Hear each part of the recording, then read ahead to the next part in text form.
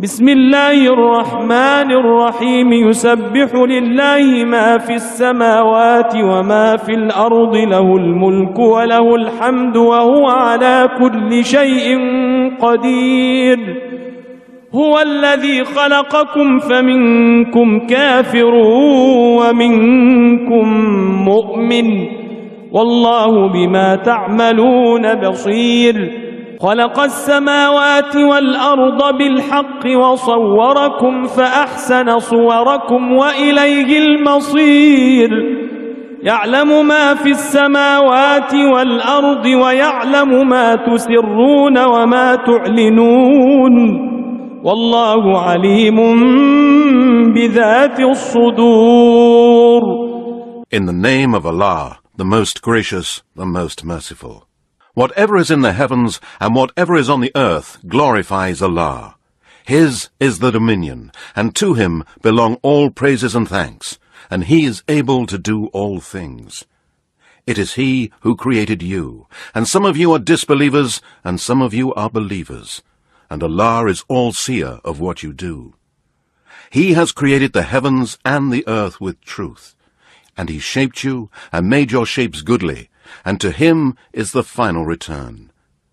He knows what is in the heavens and on earth, and he knows what you conceal and what you reveal. And Allah is the all-knower of what is in the hearts of men.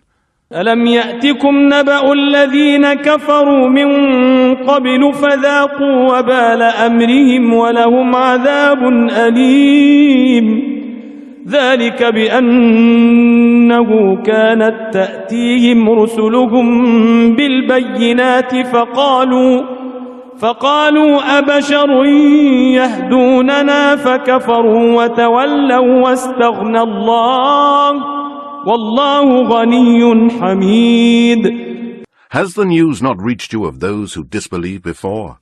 And so they tasted the evil result of their disbelief, and theirs will be a painful torment. That was because there came to them their messengers with clear proofs, but they said, "Shall mere men guide us?" So they disbelieved, and turned away from the truth, and Allah was not in need of them. For Allah is rich, free of all wants, worthy of all praise. زعم الذين كفروا أن لن يبعثوا قل بلى وربي لتبعثن ثم لتنبؤن بما عملتم وذلك على الله يسير فآمنوا بالله ورسوله والنور الذي أنزلنا والله بما تعملون خبير. The disbelievers pretend that they will never be resurrected for account. Say, O Muhammad, yes, by my Lord, you will certainly be resurrected. Then you will be informed of and recompensed for what you did, and that is easy for Allah.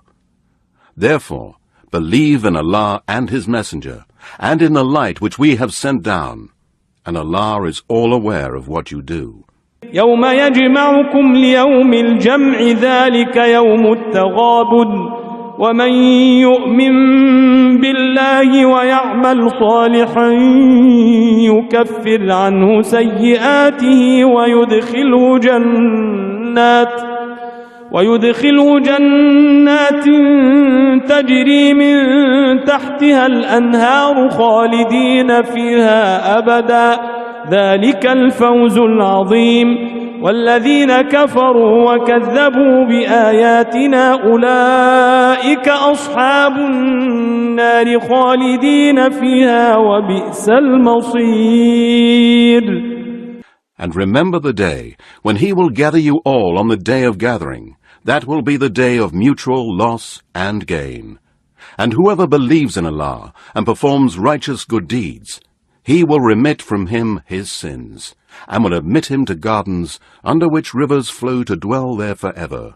That will be the supreme success. But those who disbelieved and denied our proofs, signs, and revelations, they will be the dwellers of the fire, to dwell there forever. And worst indeed is that destination.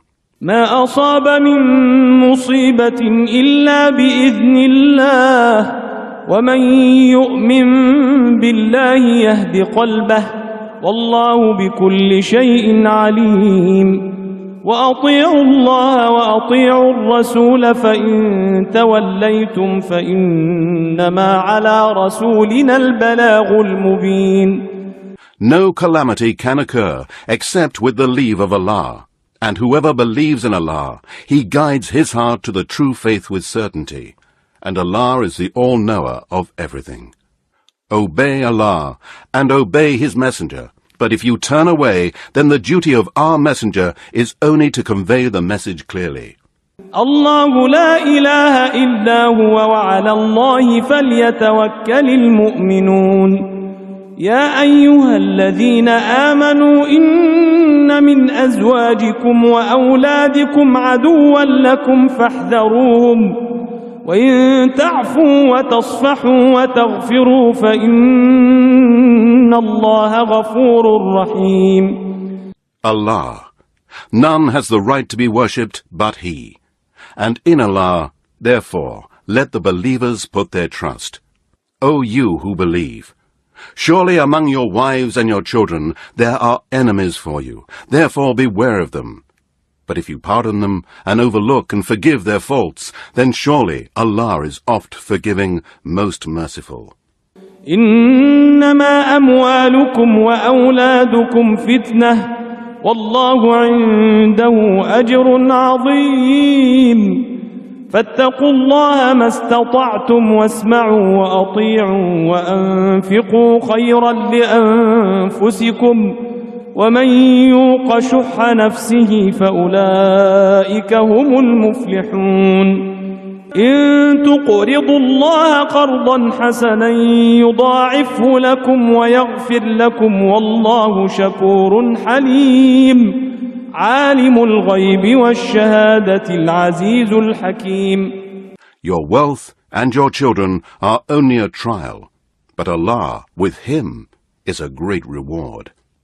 So keep your duty to Allah and fear Him as much as you can. Listen and obey and spend in charity. That is better for you. And whoever is saved from his own greed, then they are the successful ones. If you lend to Allah a goodly loan, He will double it for you and will forgive you.